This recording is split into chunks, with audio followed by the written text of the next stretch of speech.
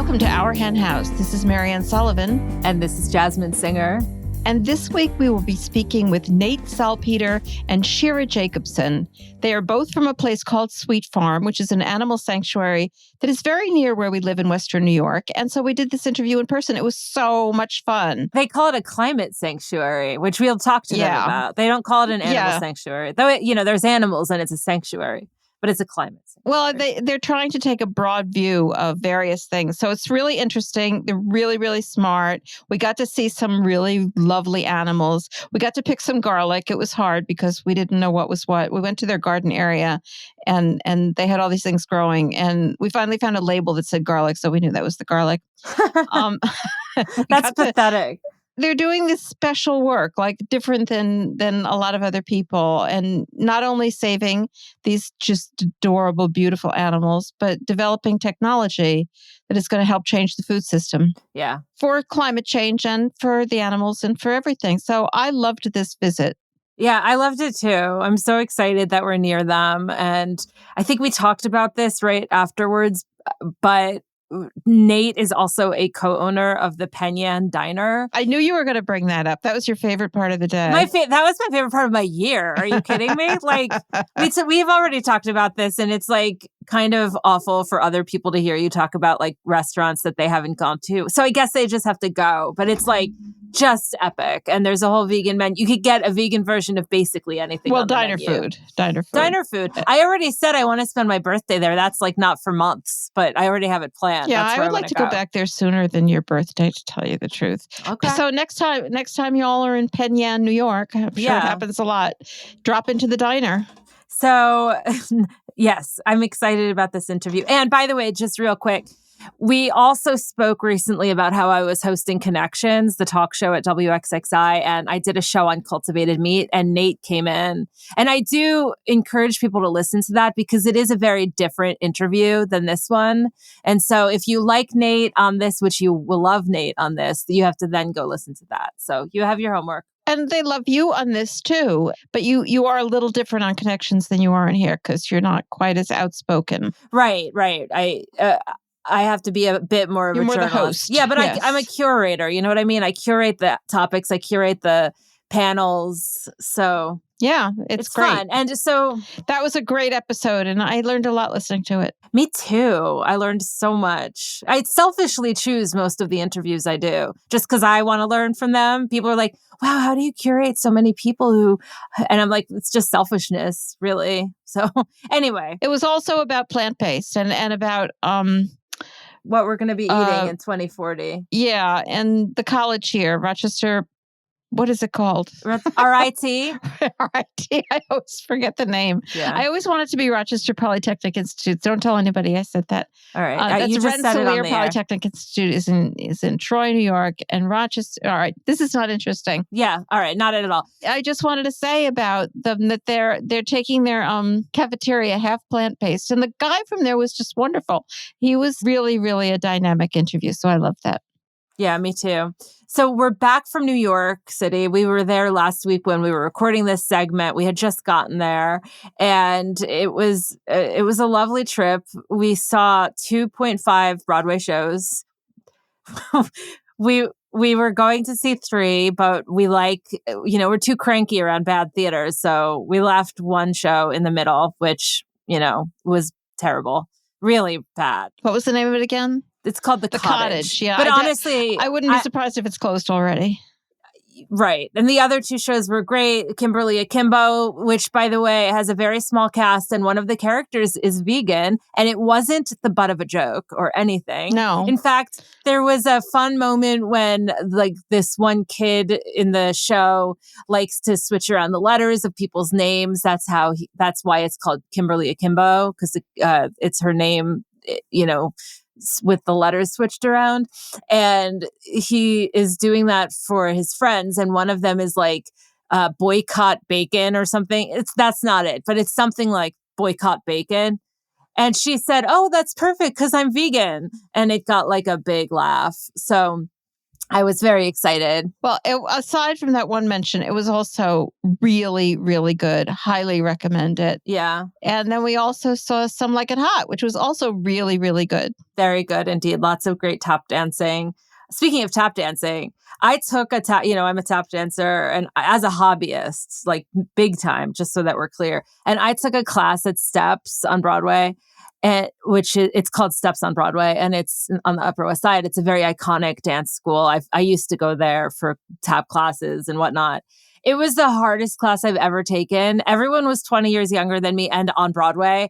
That was foolish. I know, but let me just say the only reason I stayed in the class is because I have a sense of humor. And I was like, I'm going to model a good sense of humor for these youngsters. And I'm going to give them self-confidence by standing next to me. Like, can I just say that was a very noble Yes, theory for why to stay. Yeah. I also they were doing like one-footed wings, just so that if you don't know, if you know, I'm not going to go on about that, but no, I can't do that. Anyway, so it was a really great time. Happy to be back. The weather is absolutely gorgeous right now here in Rochester. Everywhere else, it's like burning. My best friend Erica sent me an article this morning. Let me pull that up. Yeah, here it is. It's from CNN and it's called Massive Fire Burning in California and Nevada is Spawning Dangerous Fire Whirls. What are fire worlds? Whirls, WHIRLS, fire whirls. Oh. It's like like tornadoes? Yeah, of fire. God. Yeah. I didn't even know about this fire. Yeah. Oh, really? Okay. Well. Oh my God. That's because everything is so bad. It's hard to keep up. It's hard to keep up with all of the fire. Yeah. So let's talk about something good. Let's talk about... I'm sorry if you're one of those people who's near fire or this suffocating heat. I mean, we had the smoke a while back, but not that bad. So we have been lucky so far. But climate is bad for everybody. This is why the New York Times wrote this amazing story that seems to be everywhere that's called Save the Planet, Put Down That Hamburger. And it says researchers examined the diets of more than 55,000 people and found that vegans are responsible for, wait for it, 75% less in greenhouse gases than meat eaters. And this also became like a meme that was going around, or not a meme, but a title slide or whatever the hell it's called, where that's the information that was on it. You didn't have to read the article to get to the point, which is in the title.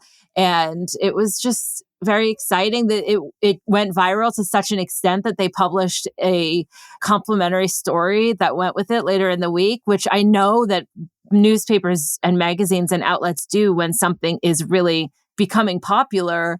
So clearly that article did really well because it did another article. It's called What's a Plant-Based Diet? Here's what you need to know to eat less meat. And I read this from my marketing brain and I was like, this is all SEO. I mean, the subheads are, what is a plant-based diet? Are plant-based and vegan diets better for you? Do I have to give up animal products entirely to follow? It goes on. And I think it's really fascinating that the SEO people at the New York Times, and of course, I'm guessing that this is the case, but this is just my very strong suspicion. I think it's really fascinating that they were like, oh, there is a value in us, creating an SEO article about plant-based diets. So I think that there is actually a lot of potential for people to go vegan or, hopefully at least a whole lot more vegan, but go vegan already for fuck's sake, from all of this coverage that is coming out related to climate, since climate is definitely the top news story all the time in some capacity or another. People don't seem to care about animals. And one of the things that's great about this study, which is a really good study, I mean, they make the point that, there's industry is always bullshitting about some study that they have or whatever, but this is a serious study. It drew from actual diets, it was peer reviewed, et cetera, et cetera. And one of the points they make is that going vegan is a lot better than cutting it in half. Cutting your meat in half is really, really good. And they encourage people to do that. If meat eaters in the UK, this was a UK study, who consume more than 3.5 ounces of meat a day, which is like the size of a 1/4 pounder. It's a really small amount, cut their intake to less than 1.7 ounces a day, it would be the equivalent of taking 8 million cars off the road. Like, unbelievable. And that's not even cutting it out completely. But the study does make clear that going vegan is a gazillion times better than cutting down. 22 and a half pounds of carbon a day for regular meat eaters, or people who eat more than 3.5 ounces, and most people eat a lot more than that. And then 11.8 for people who are eating less meat, and then 5.4 for vegans. I mean, unbelievable difference. And this is like serious information. Yeah, seriously. Wow. So while we're wrapping our heads around that, it's always good to touch base on strategy. And I know that this topic is something we have talked about umpteenth times in the history of our hen house, but Plant-Based News published an article about a study that found that meat eaters were, quote, significantly less likely to choose plant-based meals if they were labeled as vegan. And the study is called The Negative Impact of Vegetarian and Vegan Labels, and it was conducted at MIT. And I mean, that's a pretty big study. And obviously it's just new information for us. And this is not something that is terribly surprising to me. In fact, it reminds me of what you said relating to that cultivated meat episode of Connections that I mentioned earlier, which was that, like, we asked a question that was, do you think that we shouldn't ever talk about cultivated meat from a vegan lens? Because it's, I don't even care. I don't want to get into whether it's vegan. It's not vegan because it's meat, but like blah, blah, blah. I don't care. The point is that if people think, oh, well, it's not vegan or vegetarian, then they might be much more likely to eat it. And that gives me hope, honestly. Well, it makes me hate people even more, but it does give me hope. I think it has a lot to do with, once you recognize that it's for the animals, and once you recognize, or once you call yourself vegan, then there are no exceptions. Like, that's a really hard thing for people to do, thinking that means okay, I can never eat any of it. But once you recognize it's for climate, well, you can do a little here and a little there, and it's not that much worse than doing none. I think the reason it's bad for marketing to call the food vegan is because I understand this. People look at it and think that's for vegans. I'm not vegan, so why would I eat that? Right. It's just how people's brains work. Yeah, totes. But for people who want to read this, we'll link to it. We'll link to all of it because it's it's good stuff. It's really good stuff. I think we should get to our interview today because I'm this is really special. I love being able to do these interviews in person, especially when you're in a place as magical as a sanctuary. Nate Salpeter, who holds a Ph.D. in engineering, is, along with Anna Sweet, a co-founder of Sweet Farm, which is a place of education, inspiration, and innovation through farm animal rescue, regenerative agriculture, and technology initiatives to scale accessible change in the food and climate systems globally. Nate is also an investor in the alternative protein, agriculture technology, and sustainability sectors, and a general partner at SNØCAP, an emerging climate innovation fund that aims to enable sector shifts and unlock the potential for previously unimaginable companies to exist. Shira Jacobson is a marketing and social media specialist and the development and communications manager at Sweet Farm, where she works to make the world a kinder, more sustainable place for all. They will both be joining us right after this.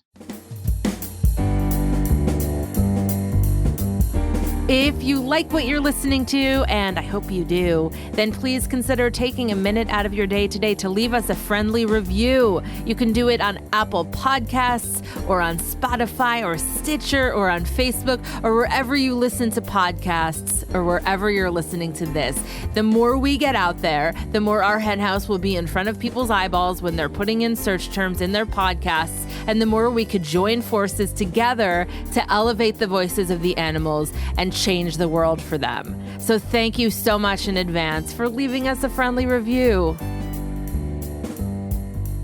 Welcome to our hen house, Nate and Shira.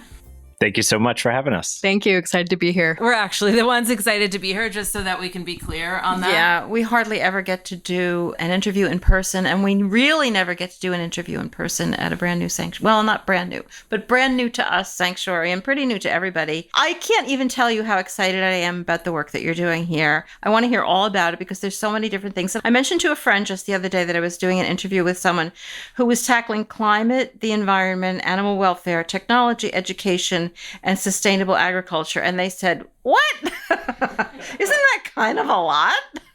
But they're kind of all the same thing for you, aren't they? They absolutely are. As you start to look at these giant global challenges and how they're all interconnected, you realize that this is just one single system. Many aspects of it are certainly broken, but isolating them and siloing the challenges and trying to tackle those in absence of any of the other connected pieces is kind of, I think, like missing it a little bit. It's important to have those, focused efforts, but someone needs to kind of collect those pieces and take that systems point of view as well. It's really about complementing the work of a lot of folks, and we do that under this banner of a climate sanctuary. Yeah, what do you mean when you call it a climate sanctuary? So when you think about the biggest challenges in the world, right? It's food resiliency, it's carbon emissions, it's changing weather patterns, it's impacts on wildlife due to wildfires and floods, as well as other contributing factors to that, which obviously we talk a lot about animal agriculture. You cover that a lot on this podcast, and for good reason. When you look at all of these challenges and these connected pieces, they all collectively fall under this aspect of climate. Now, there's a lot of ways of looking at it. We are definitely, it starts first and foremost with the animals, but we wanted something that really widened the net and create a bigger tent to bring people in to discuss and have these conversations. And a lot of the work you do, oh, sorry, Shira, did you want to add to that? Oh, no, I was just going to say that part of our mission is to create a more sustainable and compassionate planet, and the animals are a huge part of that. However, everything is a part of that. The plants, the people, the planet, and the animals. And we really try to focus on every living thing. And to that end, a lot of the work you are doing seems very tech-centric and cutting edge and systemic. And yet you've chosen to found, I don't know, perhaps the most hands-on, labor-intensive, individual, animal-focused type of venture, a sanctuary. So do these serve each other? They do in a number of ways. So I like answering with anecdotes, past experiences, if that's helpful here. So when we first started Sweet Farm, it really began as an animal sanctuary, and we were growing some fruits and vegetables for our friends and neighbors. But very quickly, that expanded into them bringing their friends, us doing some coordinated tours. Then our agriculture program expanded into a CSA, a community supported agriculture program, feeding families in the area. And what we realized very early on is you can't talk about the food system without taking that systems approach. As that continued to grow, what naturally occurred, it being in the Bay Area, San Francisco Bay Area, was some companies started reaching out saying, hey, word on the street is y'all are thinking about things in a little bit of a different way. You have a bit of technical background and a business kind of mindset in terms of like, how do you approach the problems? We'd love to do a project. We'd love to test a new technology out on the farm. Can we do that? And we started assessing these opportunities, and we said, hey, can we jump in and put a bit of focused effort very quickly and make a profound impact with that effort? So to your point, your question around, there's a very labor intensive undertaking, a sanctuary, that is 100% accurate. The thing that we always focus on is how can we maximize the way that every hour of our day is spent? How can we maximize the output of impact? So the tech program really, really complements the work of the other programs, the education program, and in inspiring people to take that education into action. But the innovation piece is really how we scale impact globally by helping people make their own impact inherently through their daily choices. They might not even know they're making an impact, but The products that they know and love are shifting plant-based because they can now sub in some of these new products. So Sweet Farm focuses a lot on helping those companies get their foot in the door, get their first technologies tested, go raise the capital they need to actually scale their products and solutions. And then on the other side of the fence, we can help educate individuals as well on, what's coming through the pipeline in this manner. And how do your programs differ from those at other farmed animal sanctuaries? I do not know of any other sanctuary that is running a technology program. It is kind of in our wheelhouse. So we like to complement the work of others. We think many different approaches to tackling these challenges is critical. If there's a sanctuary that the founder is a musician, use music to bring people in. If you are a great storyteller or writer, use those skills to incorporate it. In our case, we happen to be tech-centric. So we incorporate that into our programs. I don't know of any others doing that or the fruits and veggies program. But by the time we left California, we were feeding around 50, 60 families a week through our CSA program and doing a lot of donations into the community. Of course, we're in our first year here. So maybe after this, we'll go take a walk down through the gardens and check those out. But those different pieces, it kind of falls into how we view, the white space within the movement. Yeah, there's still a lot of white space for us to cover here because I want to talk both about your regenerative agriculture program and about the tech program. So let's start with the agriculture. Regenerative agriculture, it's become kind of suspect amongst animal advocates because the industry has tried to co-opt that term. And it seems to frequently refer to greenwashing efforts and, putting cows on the land and then taking them off and whatever. So let's define that term. Talk about what you mean by regenerative agriculture and how it's going to serve the animals and the planet. Yeah, absolutely. So regenerative, when folks use the term regenerative, and I will preface this with there is an active movement in California to define the term legally, which I think will help across the board. However, to date, regenerative has primarily meant you are using techniques and methods that regenerates the soil. So if you look at an individual tomato plant, for instance, you can define the boundary around that tomato plant on a per plant basis. There's nutrients coming out of the soil, it's producing a tomato, and then a hand reaches in, picks that tomato, and that tomato disappears.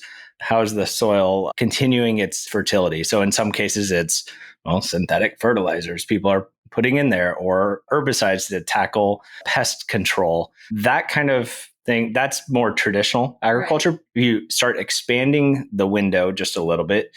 You now can start incorporating things like intercropping and cover cropping. So intercropping being companion planting, with plants that are co-beneficial to one another. So one drives away certain types of insects, and those insects are no longer sort of renegades. They can now work on behalf of the ecosystem. And you're basically fostering this ecosystem to continue to build fertility in the soil and continue to put carbon mass into the soil. And it's all about just building it back up instead of just stripping everything away until you're left with nothing but dirt. It's about changing. I'm kind of repeating myself because it is an iterative process. So even my description, I recognize is a little bit iterative. Because that's exactly what the soil is doing. You want to keep repeating and adding back and getting it to where it was and taking out and putting back in. But how do we do that without animals? When you're trying to be vegan and you're organic, it's a little depressing to think of how much manure you're actually contributing to the world in a sort of way. Yeah, absolutely. So our compost program in California, we spent many years working on it. The animals are pooping here, right? They're not here to poop. I mean, that's just a natural outcome. I'm going to make this the audiogram that advertises this episode. But the reality is they do it. And if composted properly, we can reduce the amount of emissions that are generated from their poop, right? We don't want to load it up in a trailer and haul it off to a landfill or something like that. That seems counterproductive to what the goal is. And when we look at the way Sweet Farm is growing produce, right? Using our compost. And of course, we're building up our compost program here again. We have to start over a little bit. It is important to recognize that veganism, we view it as it's a tool. It's not a dogma. We look at, okay, what are the different elements at play in this very complex system, and what can we continually do to do better? And in this case, we have poop. We don't want to expand our footprint, and we're going to use it on the property. That's a whole lot different than organic agriculture at scale, where bone meal, blood meal, feather meal, manure is constantly used out in the field. Certainly different. So I do want to define, like, while we're making use of it here on the property, that is not the function. Right. But do you think we'll get to the point, I mean, that we can have veganic agriculture where people just aren't using animal inputs at all? Or, I mean, you're using it because it's there. Yeah, certainly. But can you envision a world where, I mean, I know the worlds I envision are very far from the way the world is now. But, you know, sometimes you got to do that. You got to build the vision in order to get there. Certainly. You have a lot of approaches that are not new. You have green manures, cover crops, which are nitrogen fixing. You can utilize other types of crops for your integrated pest management, so you can start to mitigate pouring tons of insecticides on the property. There's even new technologies that are tackling things like exhaust gases from natural gas or coal-fired power plants that can actually capture CO2 and then use that to produce carbonates, which are very beneficial in agriculture as well. So like these things start to play with one another. And Sweet Farm has done field trials in the past with companies doing things even as wild as taking human biomass from the wastewater treatment system and upcycling that into biochars. Yeah, no, this is like, I guess I'm a very weird person, but I'm so excited. If there's one thing this world is more than full of, it's human poop. While we were talking about how everything we do kind of ties together, that is exactly one area where our technology program really does come into play. You know, is there a future with agriculture without using anything from animals? Right, exactly. Well, that's what people and startups and companies are out there trying to figure out, and we are trying to help them do that. So that is a huge part of our technology program, bringing in these entrepreneurs, these individuals, these startups, helping them discover what else we can do, what they can innovate to make that a reality. I do have like one kind of more general question before we get to that, because I do want to get into specifics. But a lot of ag talk, people talk about it as if it's a choice between the way we have it now, huge agriculture, both plant and, of course, the thing we're most concerned about, factory farms, full of animals. That's a way to feed the world. That's what they talk about all the time. We're feeding the world. Or else going back to some bucolic past, which probably never existed, the way people think of it. And, you know, like the farm to table movement and all of that. Sorry if you're into the farm to table movement. But it kind of drives me crazy that that's obviously not going to happen. We're not going to have a farm to table world for our billions and billions of people. So what does the future of ag look like in your best guess of the best way to do this, using all this tech? Not the specifics, we can get into the specifics, but using all this tech to actually grow a really lot of food for a really lot of people. Yeah, I love the way you framed up that question, because it really drives home our focus around how do we improve the way that the other 95% of the planet feeds themselves, right? If we can get the 95% of the planet to even take a decent sized step forward by the numbers, that is a massive win. We always applaud the individual going from 0 to 100 and making that giant leap. But in a lot of cases, going to the kind of, I'll call it, you use much better terms than I did, I'll call it crunchy granola agriculture, which Sweet Farm does, right? We are growing, we're not spraying. Part of our program, yes, does grow food that way. However, we've done field trials for companies that are creating plants that are biosensors. So you asked, what does the future of food look like, future of agriculture to feed the billions and in a better way? We did the first 2 years of field trials for a company that is actually creating essentially canaries in the coal mine for pests and diseases and water stress and nutrient stress in a way that within a matter of hours, you can actually detect that there's an issue, as opposed to it taking 2 weeks or so for a farmer to see it with their own eyes.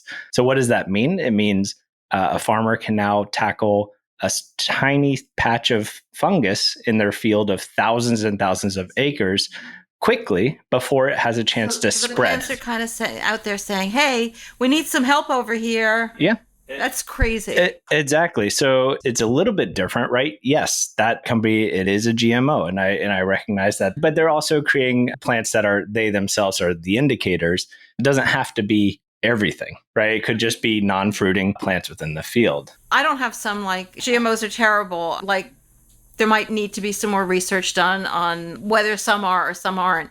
But, if we're going to save the world, we have to use technology, and GMOs seem to have been an important part of that. There's a lot of tools in the tool chest, and most technologies can be opted for good or bad. And I think that's an important thing to remember. And GMOs in particular get a bad rap because at a certain point in history, it was certainly the latter. They were co-opted in not the most farmer-friendly way. But I think there's a lot of opportunity there. And you mentioned the field work that you did.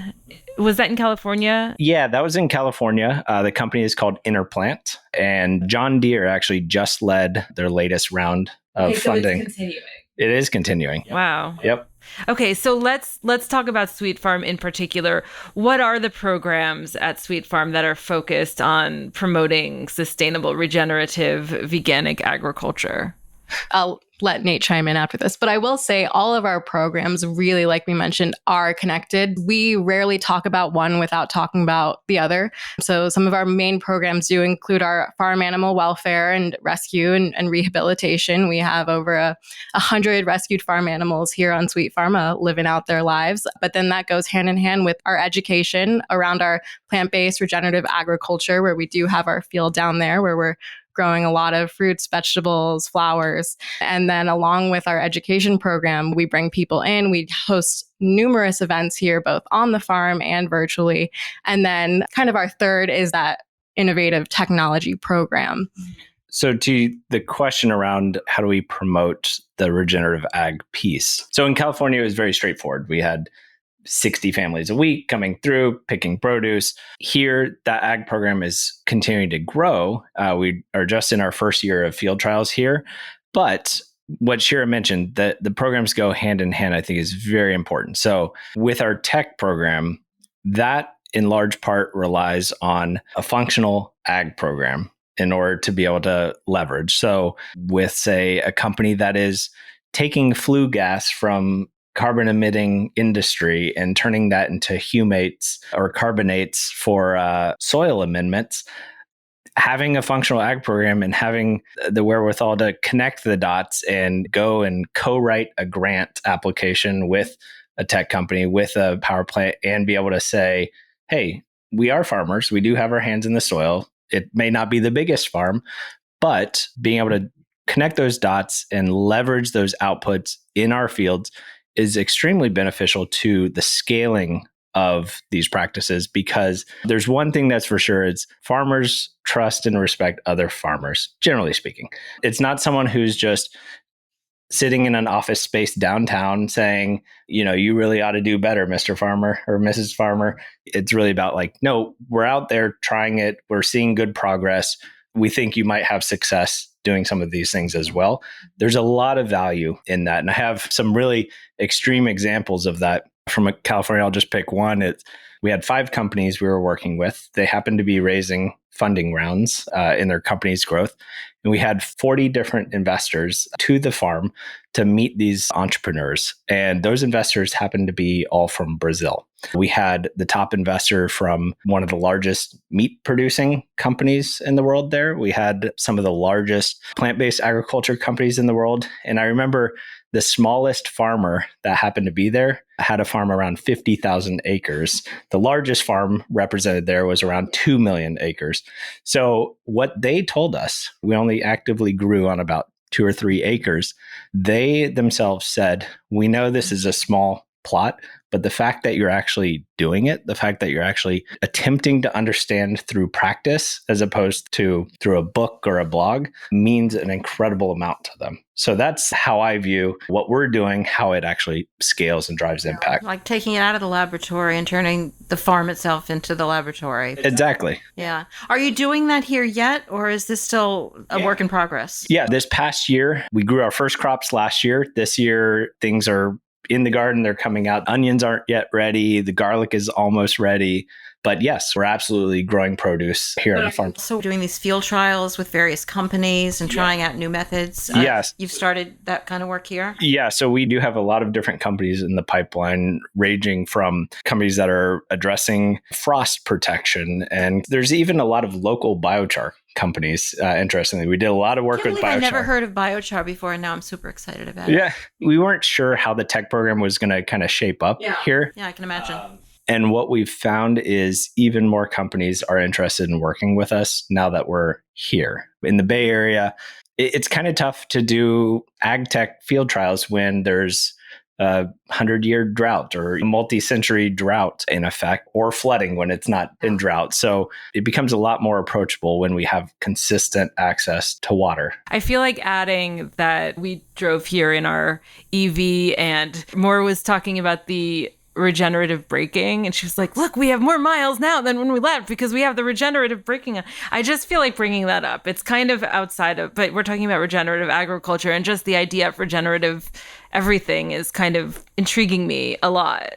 And it's also intriguing me that we're here in person in the Finger Lakes, and we all put together that we're all recent arrivals in Western New York. We were chatting about that. Actually, I lived in Santa Cruz when you were in Half Moon Bay. We bonded over the very fancy Taco Bell.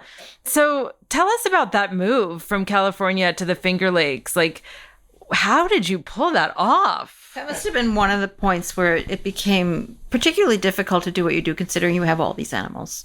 One thing that's extremely important to acknowledge here is Shira and I may be the ones talking into the microphone, but it is only backed up by an incredible team. An incredible team here in New York, also an incredible team in California, which they ended up staying there, right? A lot of them had family and partners tied to the Bay Area.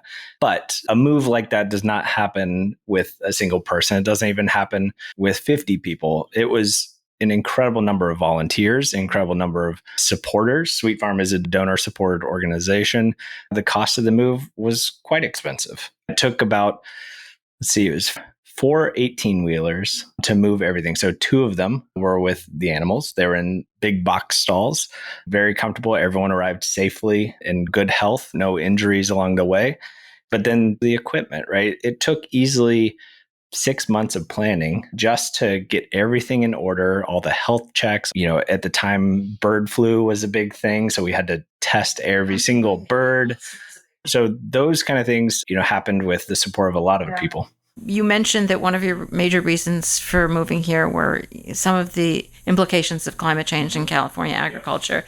And so you moved here, and now we're breathing in smoke from Canadian wildfires. So there's no safe place. Correct. So what's your personal doom meter on climate? Like, how long do we have? The doom meter. Wow. I want to hear Shira's opinion first. I can't give a number, but I will say, first of all, I appreciate your sort of realistic attitude. Not that I think we're doomed, but I appreciate the belief that we have to do things. We have to take action now, and it is bad. However, we're very pragmatic here, I would say, at Sweet Farm. I think that's where we also differ a little bit as an organization. We do believe that there are changes that can be made and that there's real progress that can be made. However, it might look a little different. What you said before about how we might have to do things a little bit differently than we thought we would, or try new things, that's absolutely true. And I think in terms of my doom meter, I don't personally believe at this point that we can stop climate change. I don't think that's necessarily a thing. And I think generally Sweet Farm takes that approach. We're not trying to stop anything. We're trying to figure out how to move forward from where we are now in a way that is sustainable and can actually start healing the earth and make real change. There's no stopping it, but there's changing what we're doing. There's coming up with solutions. There's learning how to live with it and how to heal the planet and all of the creatures within it. In a way, we stay extremely positive, similar to your outlook on this podcast. I love that about all of your conversations. Well, most of your conversations are. I think it's maybe slid a little, but But really, I think in the process of healing the planet and working towards that, there are things that we can do that can slow climate change and then help adapt. And over time, there's this going theory that over time, all technology effectively becomes climate technology. The automobile was developed to address a lot of issues, but the manure issue within the major cities, that was a major challenge that the automobile cleaned up, effectively an environmental disaster. And then 120 years later created its own, right? So now we're cleaning that up with EVs, for instance. Well, I would say I'm hopeful working with entrepreneurs, working with educators, and also inspiring people, everyone from a few years old up through CEOs and politicians, inspiring them to take action with whatever platform they have. If their platform is asking their family to have a more plant-forward diet, even to start, right? That's a very important change, all the way up to encouraging